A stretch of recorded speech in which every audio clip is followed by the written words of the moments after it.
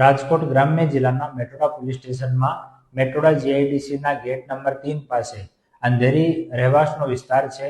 ત્યાં એક દંપતી જે મજૂરીનું કામ કરે છે એની આશરે 6 વર્ષની દીકરી સાંજે 7 વાગ્યાની આજુબાજુ ઘરેથી ગાયબ થઈ ગઈ. થોડી વાર પોતે શોધખોળ કરી એના પછી 112 ઉપર ફોન કરીને પોલીસને જાણ કરી. પોલીસને જાણ થતાં જ અહીંયાના ગોંડલના ડીવાયએસપી ઝાલા સાહેબ, અહીંયાના મેટોડાના પીઆઈ એમ.જે. પરમાર સાહેબ અલગ અલગ ટીમોની રચના કરીને અલગ અલગ દિશાઓમાં શોધખોળ શરૂ કરી.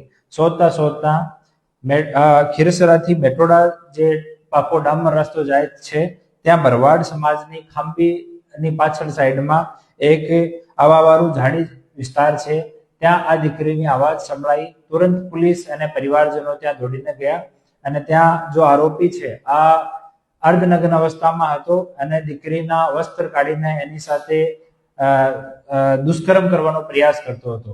ત્યારે આરોપીને પકડવામાં આવ્યો અને દીકરીને ત્યાંથી રિકવર કરવામાં આવી. દીકરીને પ્રારંભિક જોતા દીકરીની સ્વાસ્થ્ય સ્થિતિ સારી છે.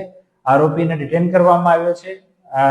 આરોપી સાથે પૂછપરછ ચાલુ છે. હાલ દીકરીની અને આરોપીની મેડિકલ કરાવવાનો પ્રોસેસ ચાલુ છે.